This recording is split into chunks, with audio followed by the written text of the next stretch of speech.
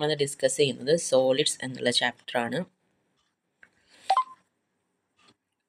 അപ്പോൾ അതിൽ ഫസ്റ്റ് കുറച്ച് സോളിഡ്സ് പഠിക്കാനുള്ളതിൽ ഫസ്റ്റ് സ്ക്വയർ പിരമിഡാണ്. സ്ക്വയർ പിരമിഡിൻ്റെ ഏരിയ പഠിക്കാനുണ്ട്, വോളിയം പഠിക്കാനുണ്ട്. അപ്പോൾ സ്ക്വയർ പിരമിഡ് എന്ന് പറയുമ്പോൾ അതിൻ്റെ ബേസ് സ്ക്വയർ ബേസ് ആയിരിക്കും. Square pyramid is a pyramid having a square base. അതിൻ്റെ താഴെ അതിൻ്റെ ബേസ് എന്ന് പറയുന്നത് സ്ക്വയർ ഷേപ്പായിരിക്കും. അതേപോലെ പിരമിഡാണ്, അതാണ് square pyramid. In a square pyramid there are 4 lateral faces. ഈ സൈഡിൽ കാണുന്ന ഫേസ് ഉണ്ടല്ലോ, അതാണ് 4 ലാറ്ററൽ ഫേസസ്. സൈഡിലുള്ള ഫേസാണ് ലാറ്ററൽ ഫേസ്. അത് ട്രയാങ്കിളാണ്, ഐസോസിലസ് ട്രയാങ്കിളാണ്. കാരണം ഈ രണ്ട് സൈഡും ഈക്വലാണ്. അതിനെ ലാറ്ററൽ എഡ്ജ് എന്ന് പറയും. ഈ രണ്ട് സൈഡും ഈക്വലാണ്. ഇത് സ്ക്വയറിൻ്റെ സൈഡ് തന്നെയാണ് താഴെ കാണുന്ന ഈ മൂന്നാമത്തെ സൈഡ്. അപ്പോൾ രണ്ട് സൈഡ് ഈക്വൽ ആയതുകൊണ്ടാണ് ഐസോസിലസ് ട്രയാങ്കിൾ. അതേപോലത്തെ 4 ഐസോസിലസ് ട്രയാങ്കിൾ ചേർന്നിട്ടാണ് ലാറ്ററൽ ഫേസ്. 4 ലാറ്ററൽ ഫേസ് ആണ്, 4ഉം ഐസോസിലസ് ട്രയാങ്കിളാണ്, ഈക്വൽ ഐസോസിലസ് ട്രയാങ്കിളാണ്. അതിലൊരു 4 ടേംസ് നമുക്ക് പഠിക്കാനുണ്ട്. ഹീൽ, HEAL, 4 ടേംസ് പഠിക്കാനുണ്ട്. എച്ച് എന്ന് പറഞ്ഞാൽ സ്ക്വയർ പിരമിഡിൻ്റെ ഹൈറ്റ്.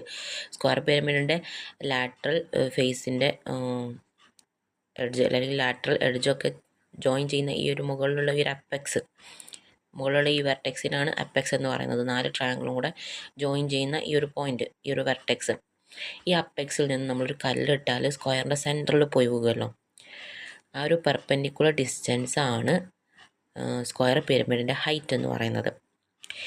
പിന്നെ ലാറ്ററൽ ഹൈറ്റ് എന്ന് പറഞ്ഞാൽ ഈ ട്രയാങ്കിൾ ഉണ്ടല്ലോ, ഐസോസിലസ് ട്രയാങ്കിൾ, ലാറ്ററൽ ഫേസ്, അതിൻ്റെ ഹൈറ്റ്. അത് സ്ക്വയർ പിരമിഡിനെ സംബന്ധിച്ചിടത്തോളം അതിങ്ങനെ ചെരിഞ്ഞിട്ടാണുള്ളത്.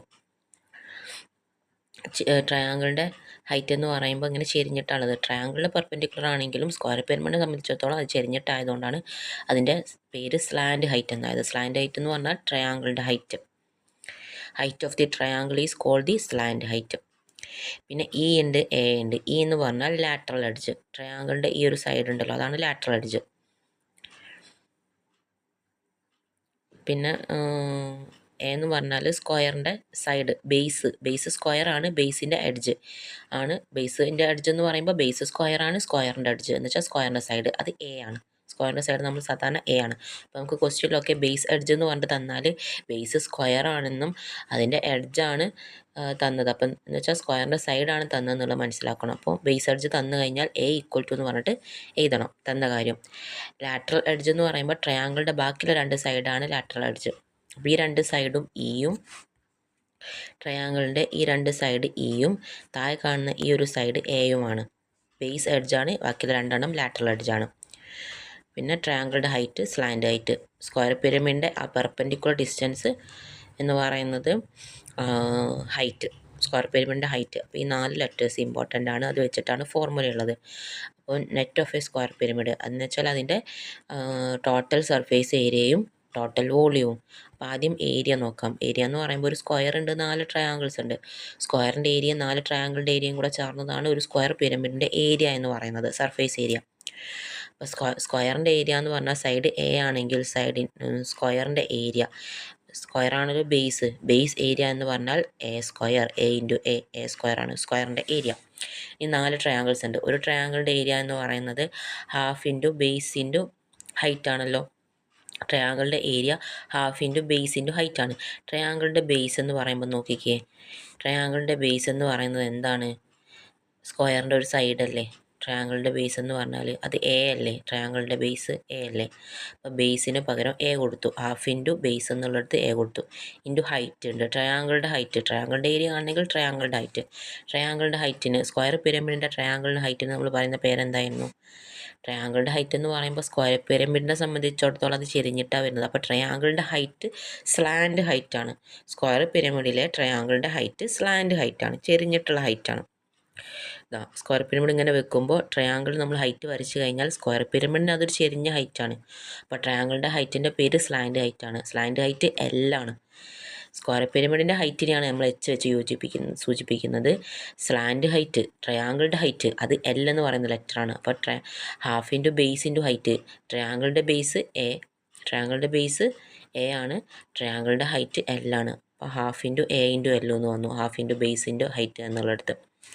അപ്പോൾ ഇതേപോലത്തെ 4 ട്രയാങ്കിൾ ഉണ്ട്. ഇത് ഒരു ട്രയാങ്കിളിൻ്റെ ഏരിയ ആയിട്ടുള്ളൂ. ഏരിയ ഓഫ് 1 ലാറ്ററൽ ഫേസ്, ഒരു ലാറ്ററൽ ഫേസിൻ്റെ ഏരിയ ആയിട്ടുള്ളൂ ഏരിയ ആയിട്ടേ ഉള്ളൂ. 4 ട്രയാങ്കിൾ ഉണ്ട്, 4 ലാറ്ററൽ ഫേസ് ഉണ്ട്. അപ്പോൾ 4നെ കൊണ്ട് മൾട്ടിപ്ലൈ ചെയ്യണം. 4 into 1/2 into 4 into 1/2 into A into L ചെയ്യുമ്പോൾ 4 ഇൻറ്റു 1/2 2 ആവും, 2AL. അപ്പോൾ 4 ട്രയാങ്കിളിൻ്റെ ഏരിയ അതാണ് ലാറ്ററൽ സർഫേസ് ഏരിയ. സൈഡിലുള്ള 4 ഫേസിൻ്റെ ഏരിയ ലാറ്ററൽ സർഫേസ് ഏരിയ. അത് 2AL വന്നു. പിന്നെ ഒരു സ്ക്വയറും ഉണ്ടല്ലോ, ഒരു ബേസും ഉണ്ടല്ലോ, അതിൻ്റെ ഏരിയ A² ആണ്. അപ്പോൾ A² + 2AL ആണ് total surface area of a square pyramid. അപ്പോൾ അത് നമ്മൾ പഠിക്കണം. Total surface area of a square pyramid. ഇത് ബൈഹാർട്ട് ചെയ്യണം. ബൈഹാർട്ട് ചെയ്യാന്ന് പറഞ്ഞാൽ ഇങ്ങനെ മനസ്സിലാക്കി വെച്ചാൽ ഈസിയാണ്. ഒരു സ്ക്വയറും 4 ട്രയാങ്കിളാണുള്ളത്. ഒരു സ്ക്വയറിൻ്റെ ഏരിയ A² ആണ്, 4 ട്രയാങ്കിളിൻ്റെ ഏരിയ 2AL ആണ്. അത് രണ്ടും കൂടെ ചേരുമ്പോഴാണ് സ്ക്വയർ പിരമിഡ്. അതിൻ്റെ total surface area A² + 2AL. ഇതേപോലെ പഠിക്കാം. അടുത്തത് ഇത് റിലേറ്റ് ചെയ്തിട്ടുള്ള ക്വസ്റ്റ്യൻസ് ആണ്. നമുക്ക് തന്ന കാര്യങ്ങളൊക്കെ ഒന്ന് ചെയ്ത് നോക്കുക. എന്നിട്ട് തന്ന കാര്യങ്ങളൊക്കെ ഒന്ന് എഴുതാം. അപ്പോൾ സ്ക്വയർ ഓഫ് സൈഡ്, സ്ക്വയറിൻ്റെ സൈഡ് തന്നിട്ടുണ്ട് 5. 4 ഐസോസെലസ് ട്രയാങ്കിൾ, അതിൻ്റെ ബേസ് 5. അപ്പോൾ ട്രയാങ്കിളിൻ്റെ ബേസ് എന്ന് പറഞ്ഞാൽ സ്ക്വയറിൻ്റെ സൈഡ് തന്നെയാണ്. പിന്നെ ഹൈറ്റ്, ട്രയാങ്കിൾ ആൻഡ് ഹൈറ്റ് 8 എന്ന് വെച്ചാൽ ട്രയാങ്കിളിന് ബേസ് 5ഉം ഹൈറ്റ് 8ഉം. അപ്പോൾ ട്രയാങ്കിളിൻ്റെ ഹൈറ്റാണ് 8. ട്രയാങ്കിളിൻ്റെ ഹൈറ്റ് എന്ന് പറഞ്ഞാൽ സ്ലാൻഡ് ഹൈറ്റ് ആയിരുന്നു. അപ്പോൾ L = 8 എന്നും കിട്ടും, A = 5 എന്നും കിട്ടും. ഇനി നമുക്ക് വേണ്ടത് സ്ക്വയർ പിരമിഡ് ഉണ്ടാക്കുകയാണ്. അപ്പോൾ എത്ര സ്ക്വയർ സെൻറ്റിമീറ്റർ പേപ്പർ ആവശ്യമുണ്ട്. അപ്പോൾ അവിടെ എത്ര പേപ്പർ വേണം കവർ ചെയ്യാനെന്ന് പറഞ്ഞു കഴിഞ്ഞാൽ അവിടെ total surface area of a square പിരമിഡാണ് വേണ്ടത്. അപ്പോൾ അതിൻ്റെ ഫോർമുല ചെയ്താൽ total surface area of a square pyramid is A² + 2AL. എൻ്റെ വാല്യൂ ഇവിടെ തന്നിട്ടുണ്ട്, എല്ലിൻ്റെ വാല്യൂ തന്നിട്ടുണ്ട്. ഇനി നമുക്ക് ഇതേപോലത്തെ ക്വസ്റ്റ്യൻസ് ചെയ്ത് നോക്കുക. ഇനി ഇവിടെ നമുക്ക് സ്ക്വയർ പിരമിഡിൽ 3 റൈറ്റ് ട്രയാങ്കിൾസ് കാണാൻ വേണ്ടി പറ്റും. ഫസ്റ്റ് റൈറ്റ് ട്രയാങ്കിൾ സ്ക്വയർ പിരമിഡിൻ്റെ ഹൈറ്റും അതിൻ്റെ ബേസിൻ്റെ പകുതി, റൈറ്റ് ട്രയാങ്കിളിൻ്റെ ബേസ് എന്ന് പറയുമ്പോൾ ഇവിടെ സ്ക്വയറിൻ്റെ സൈഡിൻ്റെ പകുതിയാണ് വരുന്നത്. സ്ക്വയറിൻ്റെ സൈഡ് A ആയതുകൊണ്ട് അതിൻ്റെ പകുതി A/2 വന്നു. പിന്നെ ട്രയാങ്കിളുടെ ഹൈറ്റാണ് ഇവിടെ ഹൈപ്പോന്യൂസ് ആയിട്ട് വരുന്നത്, എന്ന് വെച്ചാൽ L. ട്രയാങ്കിളുടെ ഹൈറ്റ് സ്ലാൻഡ് ഹൈറ്റാണല്ലോ, സ്ലാൻഡ് ഹൈറ്റ് എന്ന് പറഞ്ഞാൽ L. അപ്പോൾ H-ഉം A/2ഉം L-ഉം 3 സൈഡ്. അപ്പോൾ ഹൈപ്പോന്യൂസിൻ്റെ സ്ക്വയർ, റൈറ്റ് ട്രയാങ്കിളുടെ കേസിൽ പൈതഗോറസ് തിയറം അനുസരിച്ച് ഹൈപ്പോന്യൂസിൻ്റെ സ്ക്വയർ ആണ് base square plus height square വരുന്നത്, ഓൾട്ടിറ്റ്യൂഡ് സ്ക്വയർ വരുന്നത്. അപ്പോൾ അവിടെ ഹൈപ്പോന്യൂസ് L ആണ്. L² = base square A/2² plus altitude square. ഈ 90ക്ക് ഓപ്പോസിറ്റുള്ള വലിയ സൈഡാണ് ഹൈപ്പോന്യൂസ്. അതിൻ്റെ സ്ക്വയർ എന്ന് പറയുന്നത് ബാക്കിയുള്ള 2 സൈഡിൻ്റെ സ്ക്വയറുകൾ തമ്മിൽ കൂട്ടിയതാണ്, A/2² പ്ലസ് H². അപ്പോൾ L² = A/2² പ്ലസ് H². ഇത് ഈ 3ഉം തമ്മിലുള്ള റിലേഷൻ, L-ഉം A-യും H-ഉം ഇങ്ങനെ ഓർത്ത് വെച്ചാൽ ഈ ഫോർമുല നമുക്ക് പെട്ടെന്ന് എഴുതാൻ പറ്റും. ഇതിനെ എക്സ്പാൻഡ് ചെയ്തിട്ട് ഫസ്റ്റ് ലെറ്ററാണ് ഹൈപ്പോന്യൂസ് വരിക. അപ്പോൾ L² = ബാക്കിയുള്ള 2 ലെറ്ററിൻ്റെ സ്ക്വയറിൻ്റെ സമ്മ്, അത് കൂട്ടിയാലാണ് ഫസ്റ്റ് ലെറ്ററിൻ്റെ സ്ക്വയർ കിട്ടുക, ഹൈപ്പോന്യൂസ് കിട്ടുക. പക്ഷേ A കണ്ടാൽ A/2 ആക്കണം. A എന്ന് പറയുമ്പോൾ സ്ക്വയറിൻ്റെ സൈഡാണ്. അപ്പോൾ അത് A വെച്ച് കഴിഞ്ഞാൽ നമുക്ക് സാധാ ട്രയാങ്കിളേ കിട്ടുള്ളൂ, അതിൻ്റെ പകുതി ആക്കിയാലേ റൈറ്റ് ട്രയാങ്കിൾ ആവുള്ളൂ. അപ്പോൾ A കണ്ടാൽ എപ്പോഴും A/2 ആക്കണം അതിൻ്റെ സ്ക്വയർ. റൈറ്റ് ട്രയാങ്കിളുടെ കേസിൽ പൈതഗോറസ് തിയറം അപ്ലൈ ചെയ്യുകയാണെങ്കിൽ A/2 ആക്കണം. അപ്പോൾ ഇത് നമ്മൾ അപ്ലൈ ചെയ്യേണ്ടി വരിക, ഏതെങ്കിലും 2 ലെറ്റർ തരും, മൂന്നാമത്തെ ലെറ്റർ കണ്ടുപിടിക്കേണ്ടി വരും, ഏരിയ കാണാനാണെങ്കിലും വോളിയം കാണാനാണെങ്കിലും. അപ്പോൾ ഇത് ഇമ്പോർട്ടൻ്റ് ആണ്, ഇത് പഠിച്ചു വെക്കണം. ലാന്ന് ഓർത്ത് വെച്ച് കഴിഞ്ഞാൽ ഇത് എക്സ്പാൻഡ് ചെയ്യാൻ പറ്റിയാൽ മതി. അതേപോലെ തന്നെ അടുത്ത റൈറ്റ് ട്രയാങ്കിളാണ്. ഇപ്പം റൈറ്റ് ട്രയാങ്കിളിൻ്റെ ഓൾട്ടിറ്റ്യൂഡ് L ആയിട്ട് വരിക, അതിൻ്റെ ബേസ് A/2. ലാറ്ററൽ എഡ്ജ് ഉണ്ടല്ലോ അത് ഹൈപ്പോന്യൂസ് ആയിട്ട് വരിക. ഇതൊരു റൈറ്റ് ട്രയാങ്കിളാണ് സ്ക്വയർ പിരമിഡിൽ കാണുന്നത്. അപ്പോൾ ഇവിടെ ഇവിടെ ഹൈപ്പോന്യൂസ് ആയിട്ട് വരുന്നത് ആണ്. അപ്പോൾ E² = ബേസ് സ്ക്വയർ A/2 ആണ്, A/2² വരും. ഓൾട്ടിറ്റ്യൂഡ് എന്ന് പറയുന്നത് ഇവിടെ L ആയിട്ടാണ് വന്നത്. അപ്പോൾ A/2² plus L². Altitude square എന്നുള്ളടത്ത് L² വരും, ബേസ് സ്ക്വയർ എന്നുള്ളടത്ത് ബേസ് A/2 ആയതുകൊണ്ട് A/2² വരും. ഹൈപ്പോന്യൂസ് സ്ക്വയർ എന്ന് പറയുമ്പോൾ ഹൈപ്പോന്യൂസ് ആയതുകൊണ്ട് ൻ്റെ സ്ക്വയർ. അപ്പോൾ യും A-യും L-ഉം തമ്മിലുള്ള റിലേഷൻ അല്ലെങ്കിൽ ഇലാന്ന് ഓർത്ത് വെച്ചാലും കുഴപ്പമൊന്നുമില്ല, ഇല. അപ്പോൾ ഇല എന്ന് പറയുമ്പോൾ ഫസ്റ്റ് ലെറ്റർ ആണ്, ആണ് ഹൈപ്പോന്യൂസ് വരുന്നത്. അപ്പോൾ E² = L² plus A/2². A കണ്ടാൽ എപ്പോഴും അതിനെ പകുതിയാക്കാം. അപ്പോൾ എന്ന് ഓർത്ത് വെച്ചാൽ ഇല, ഇത് ഓർത്ത് വെച്ചാൽ അതിനെ എക്സ്പാൻഡ് ചെയ്യാൻ പറ്റണം. പിന്നെ ഇതുണ്ട്, ഇതിൽ D എന്ന് പറഞ്ഞാൽ ഡയഗണലാണ്. D വന്നാലും അതിനെ പകുതിയാക്കണം, എന്നാലേ റൈറ്റ് ട്രയാങ്കിൾ ആവുള്ളൂ.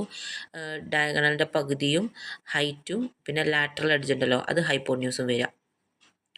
അപ്പോൾ അവിടെ റൈറ്റ് ട്രയാങ്കിൾ നമുക്ക് കാണാൻ വേണ്ടി പറ്റും. അപ്പോൾ ഇതെന്ന് ഓർത്ത് വെച്ചാൽ E square equal to D കണ്ട d/2 ആക്കുക, d/2 whole square plus H square. അപ്പോൾ ഇല കുറേ ക്വസ്റ്റ്യനിൽ കണ്ടിട്ടുണ്ട്. ഇത് ചോദിച്ചാലും എഴുതാൻ പറ്റണം. ഈ 3 ഫോർമുലയും ടെക്സ്റ്റ് ബുക്കിലുള്ളതാണ്. ഇല ഇത് അത് നിങ്ങൾക്ക് ഓർത്ത് വെക്കാനുള്ള ഒരു ട്രിക്ക് മാത്രമാണ്. ഓക്കെ, അത് വെച്ചിട്ടുള്ള ക്വസ്റ്റ്യൻസ് ആണ്. ഏതെങ്കിലും 2 ലെറ്റർ നമുക്ക് തന്നിട്ടുണ്ടാവും, മൂന്നാമത്തെ ലെറ്റർ കണ്ടുപിടിക്കേണ്ടി വരും. ഇപ്പോൾ ഈ ഒരു സ്ക്വയറും ഇതേപോലത്തെ 4 ട്രയാങ്കിളും ചേർത്ത് സ്ക്വയർ പിരമിഡ് ഉണ്ടാക്കുകയാണെങ്കിൽ അതിൻ്റെ ഹൈറ്റ് എന്താണെന്ന് ചോദിച്ചിട്ടുണ്ട്. What is the height of the pyramid? Height ആണ് കണ്ടുപിടിക്കേണ്ടത്. ഇവിടെ തന്നത് സ്ക്വയറിൻ്റെ സൈഡ് 24. സ്ക്വയറിൻ്റെ സൈഡ് എന്ന് പറഞ്ഞാൽ എ ആണ്. A equal to 24. പിന്നെ തന്നത് ട്രയാങ്കിളിൻ്റെ ഹൈറ്റ് ആണ് 18 തന്നത്. ട്രയാങ്കിളിൻ്റെ ഹൈറ്റ് എന്ന് പറഞ്ഞാൽ L ആണ്. ട്രയാങ്കിളിൻ്റെ ഹൈറ്റ് സ്ലാൻഡ് ഹൈറ്റ് അല്ലേ. അപ്പോൾ എയും എല്ലും തന്ന് എച്ച് കണ്ടുപിടിക്കുക എന്ന് പറയുമ്പോൾ റിലേഷൻ എന്തായിരുന്നു? ഇല ഇത് എന്ന് പറയുന്ന 3 റിലേഷൻ നമ്മൾ പഠിച്ചിട്ടുണ്ട്. അതിൽ എല്ലും എയും എച്ചും തമ്മിലുള്ളത് അപ്പോൾ L square equal to a/2 whole square plus H square എന്നുള്ള ഫോർമുല എഴുതാം. എല്ലാണ് ഫസ്റ്റ് ലെറ്റർ, അതിൻ്റെ സ്ക്വയർ ഈക്വൽ ടു ബാക്കിയുള്ള 2 ലെറ്ററിൻ്റെ സ്ക്വയറുകൾ തമ്മിൽ കൂട്ടുക, എ വന്നാൽ a/2 ആക്കുക. എന്നിട്ട് തന്ന കാര്യങ്ങളൊക്കെ അവിടെ കൊടുത്ത് അതിൻ്റെ സ്ക്വയറൊക്കെ കണ്ട് തരാത്ത കാര്യത്തിന് ഈക്വൽ സൈൻ്റെ ഒരു സൈഡിൽ ഒറ്റയ്ക്കാക്കി ബാക്കി നമ്പേഴ്സിനൊക്കെ ഒരു സൈഡിലോട്ട് കൊണ്ടുപോയിട്ട് വാല്യൂ കണ്ടുപിടിക്കുകയാണ് വേണ്ടത്.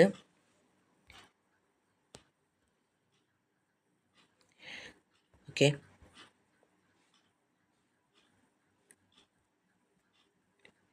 നിങ്ങൾ ചെയ്ത് നോക്കാം. കിട്ടുന്നില്ലെങ്കിൽ ചോദിക്കാം കേട്ടോ. വീഡിയോൻ്റെ ലെങ്ത്ത് കൂടണ്ടെന്ന് കരുതിയിട്ട് മിസ്സ് കണ്ടൻറ്റ് മാത്രം പറഞ്ഞു പോകുന്നുണ്ട്. അടുത്തതിൽ പഠിക്കാനുള്ളത്, അപ്പോൾ നമ്മൾ സ്ക്വയർ പിരമിഡിൻ്റെ ഏരിയ പഠിച്ചു, റിലേഷൻ പഠിച്ചു. ഇനി വോളിയം കൂടെ ഉണ്ട്. വോളിയം എന്ന് പറയുമ്പോൾ സ്ക്വയർ പിരമിഡ് ഇങ്ങനെ മുകളിലോട്ട് പോകുമ്പോൾ ഇങ്ങനെ കുറഞ്ഞ് വരുന്നുണ്ട്. അപ്പോൾ അതിൻ്റെ 1/3 എടുത്താൽ മതി. വോളിയത്തിൻ്റെ ഇക്വേഷൻ എന്ന് പറഞ്ഞാൽ ബേസ് ഏരിയ ഇൻറ്റു ഹൈറ്റ് ആണ്. അതിൻ്റെ ബേസ് ഏരിയ സ്ക്വയർ പിരമിഡിൻ്റെ ബേസ് ഏരിയ എന്ന് പറഞ്ഞാൽ ബേസ് സ്ക്വയർ ആയതുകൊണ്ട് എ സ്ക്വയർ ഇൻറ്റു ഹൈറ്റ് എന്ന് പറഞ്ഞാൽ എച്ച്.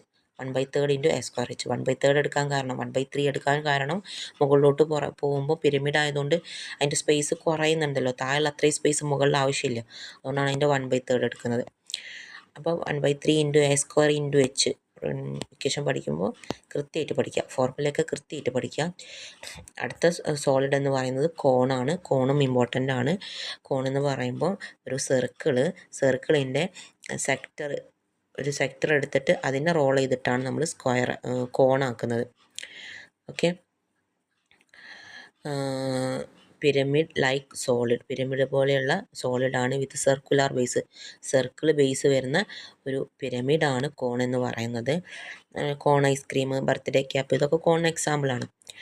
അപ്പോൾ ഒരു സർക്കിൾ ഷേപ്പിൽ സെൻറ്ററിൽ നിന്നും x ഡിഗ്രി സെൻട്രൽ ആംഗിൾ വരുന്ന ഒരു സെക്ടർ, 2 റേഡിയസ് വരച്ച് ഒരു സെക്ടർ കട്ട് ചെയ്തെടുത്ത് അത് റോൾ ചെയ്തിട്ട് നമുക്ക് കോൺ ഉണ്ടാക്കാം. അപ്പോൾ ഈ സർക്കിളിൻ്റെ അല്ലെങ്കിൽ ഈ സെക്ടറിൻ്റെ റേഡിയസ് എന്ന് പറയുന്നത്, നമ്മളിത് റോൾ ചെയ്തിട്ട് കോൺ ഉണ്ടാക്കുമ്പോൾ ഇതിൻ്റെ റേഡിയസ് ഇങ്ങനെ റോൾ ചെയ്ത് ചുരുട്ടിക്കഴിഞ്ഞാൽ L സ്ലാൻഡ് ഹൈറ്റ്, കോണിൻ്റെ സ്ലാൻഡ് ഹൈറ്റ് എന്ന് പറഞ്ഞാൽ ഈ സെക്ടറിൻ്റെ റേഡിയസ് തന്നെയല്ലേ. സെക്ടറിൻ്റെ റേഡിയസ് ക്യാപിറ്റൽ R ആണെങ്കിൽ R equal to slant height R equal to L എന്ന് പറയാൻ പറ്റും. താഴെ നമുക്ക് ബേസ് ഒരു സർക്കിളാണ് കിട്ടുന്നത്. ആ സർക്കിളിൻ്റെ റേഡിയസ് ആണ് R, സ്മോൾ r.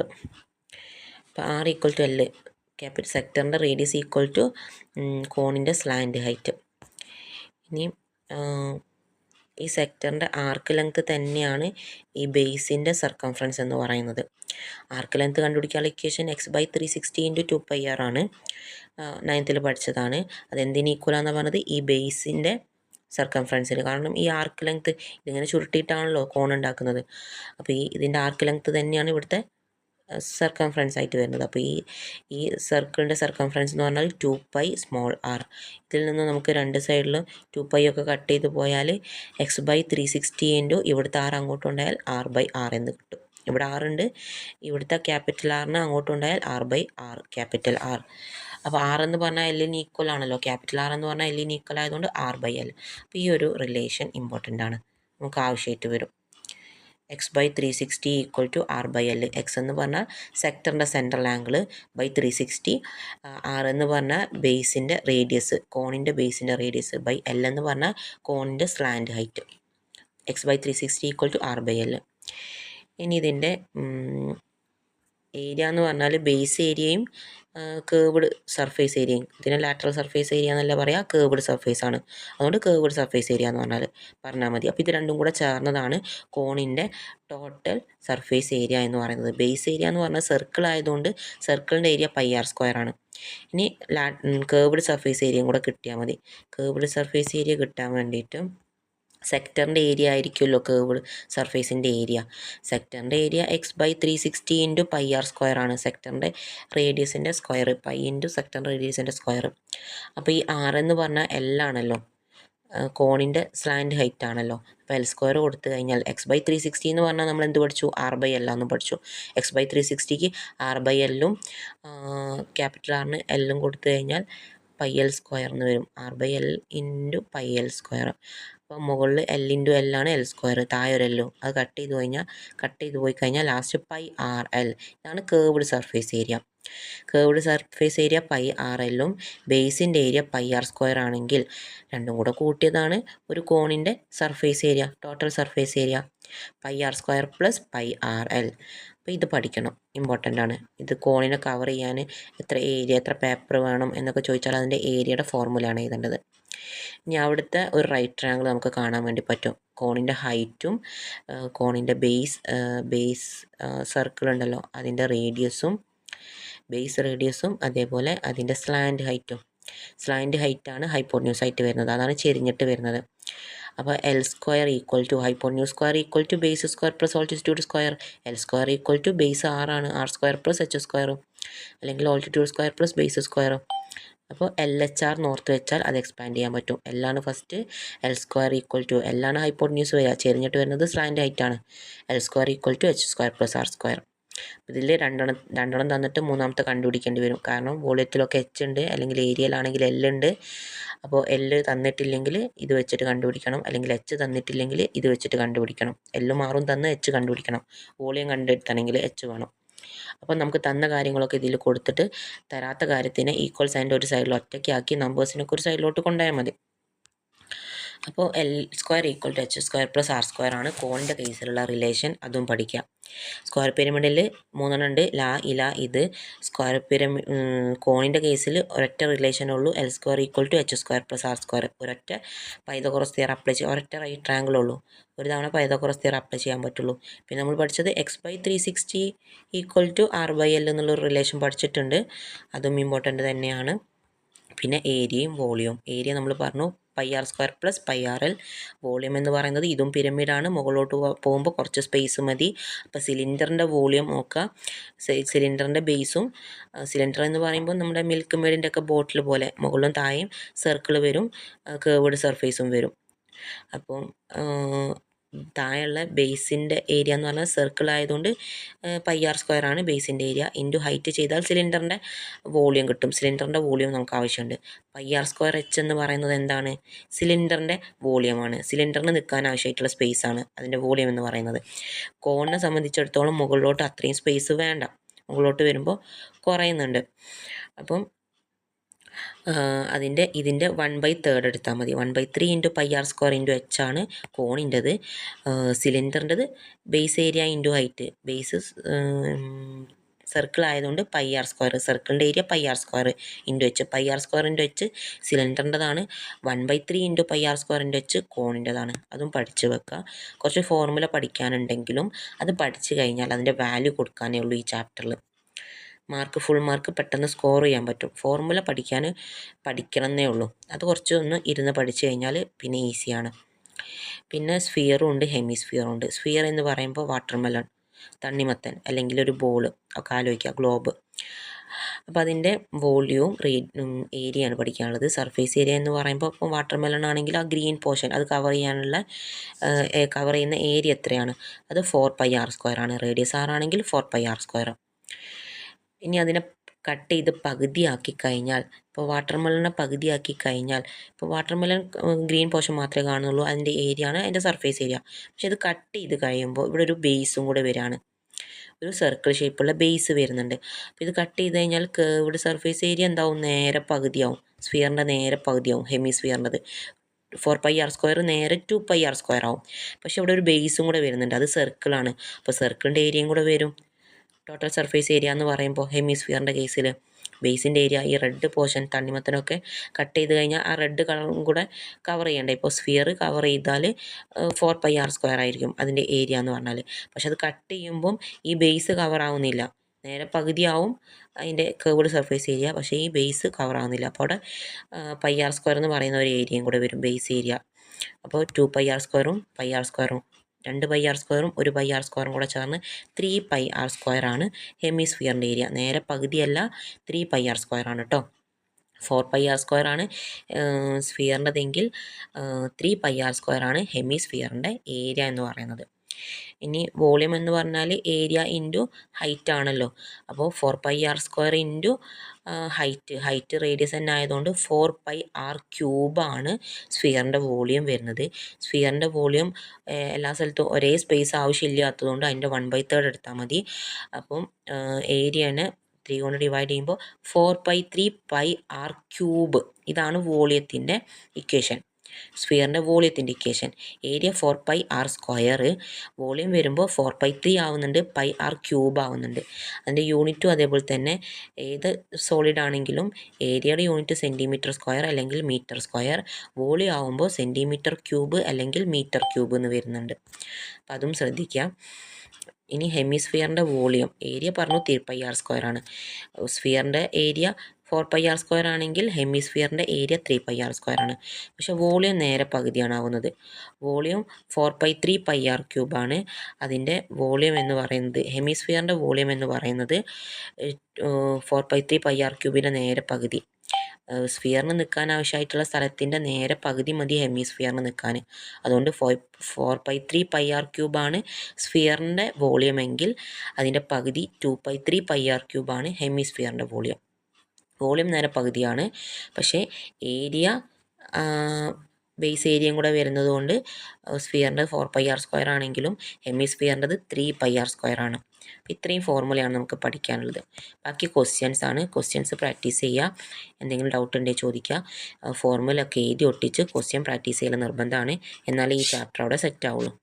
ഓക്കെ, അപ്പോൾ thank you for watching. By.